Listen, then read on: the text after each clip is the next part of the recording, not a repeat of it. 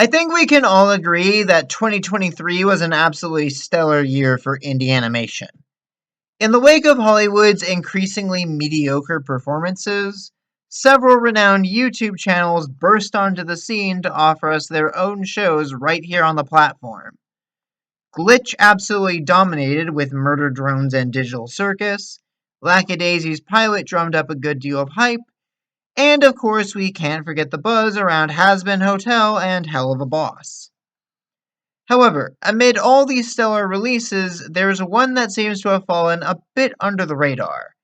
A series that I've personally been hyped to see for a long time, but I don't see that many people talking about.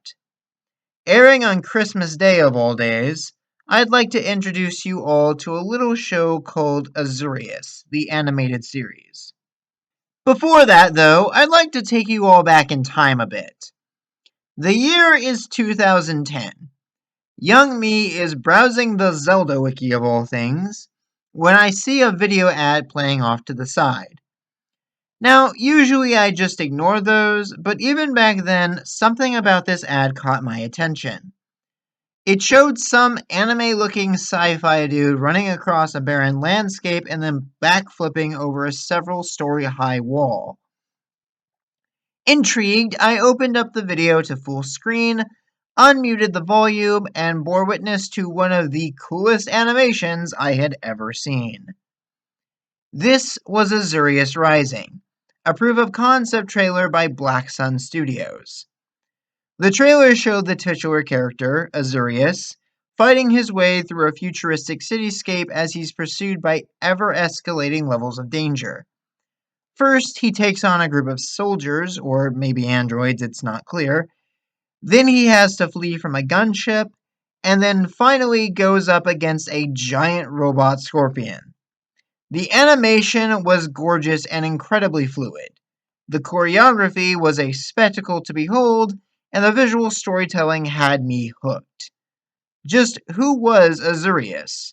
Why were these people/robots after him? Where even was this city? Needless to say, I rewatched the trailer a fair few times in the following weeks as I pondered all of this, eagerly awaiting more. And then nothing. Black Sun's YouTube channel more or less went dark for a while. They'd release a couple more animated short films over the following few years, but eventually fell completely silent on YouTube.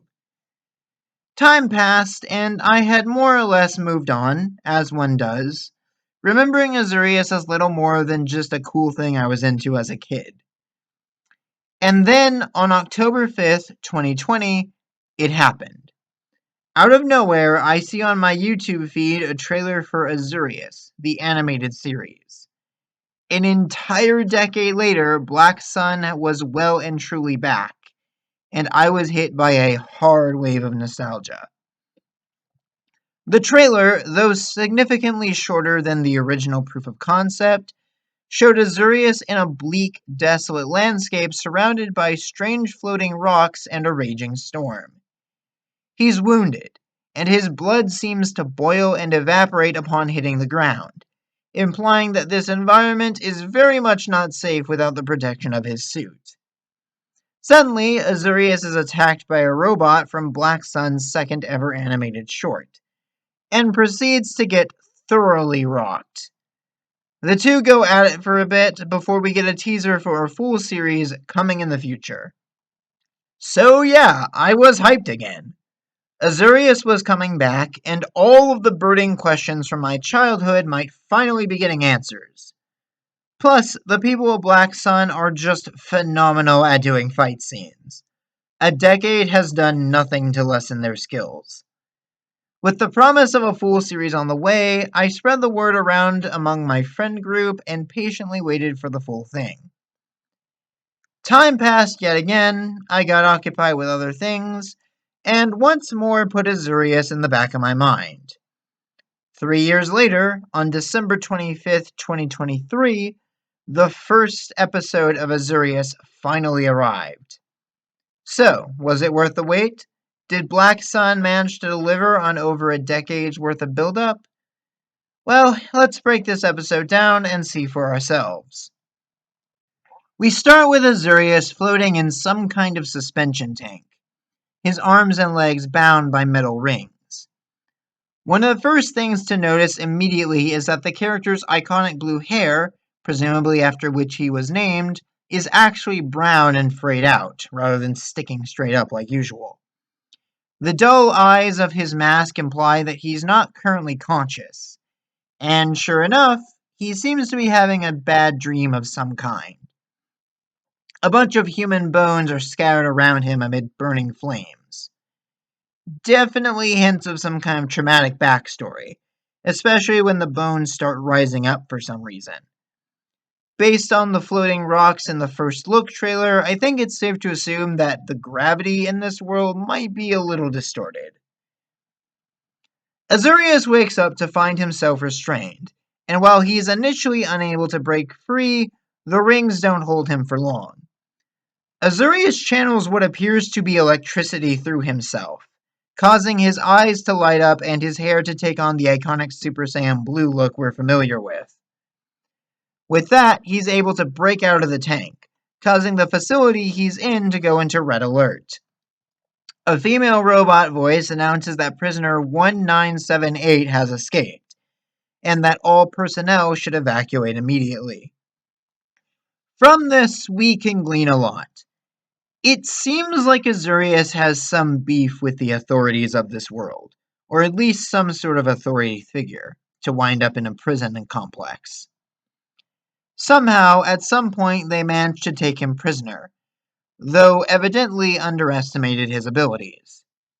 Security tries to stop his escape, packing a whole firing squad's worth of heat and even a freaking minigun. Despite this, Azurus manages to mow through them with relative ease, even though he's basically unarmed. Azurus demonstrates himself to be very proficient in hand-to-hand combat, adapting quickly to the situation and using his environment to even the playing field. The dude even uses one of the guards as an improvised club, swinging the poor bastard around with such force that their leg comes off. Alright, so Azurus definitely has greater than average strength, duly noted. Also, one of my favorite details is that you can clearly see a few of the guards' bullets hitting Azurus, but failing to do any damage. So, whatever this guy's suit is made of, it's pretty durable stuff. Probably why the guards brought the minigun, not that it did them much good. Speaking of which, a second batch of guards soon arrives, though now Azurus has control of the minigun. The encounter goes about how you'd expect, though as Azurus walks through the field of corpses, presumably looking for either his weapons or the exit, he spots one guard who managed to survive by taking cover. The poor guy is cowering in fear, giving Azurus a brief look before averting his gaze.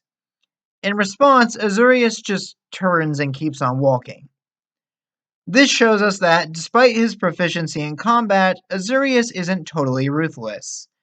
The guard poses no threat and makes no further attempt to stop the escape, so Azurus is content to just leave the poor guy be. Don't mess with me, I won't mess with you. It's a nice bit of characterization for someone that we don't really know anything about. And with that, the episode ends. All in all, a pretty solid introduction. While we're still left with only the faintest hints of information about Azurus, his world, and the character himself, Black Sun continues to do an absolutely phenomenal job drumming up the hype and leaving us wanting more. Whether or not this series as a whole will succeed in the long run, well, one can only hope. So yeah, that was Azurus, my history with the character, and the first episode of the series. I'll definitely continue to follow this show going forward. And hey, if you guys like this video, maybe I'll even consider doing breakdowns on future episodes. Of course, I cannot stress enough that you should go and watch the official release if you haven't already. It's short and completely free to view right here on YouTube. So, what do you all think? Are you excited for more Azurus? Did the first episode meet your expectations? Or do you wish we'd gotten more after such a long wait? Leave your thoughts and comments down below. And until next time, stay bright.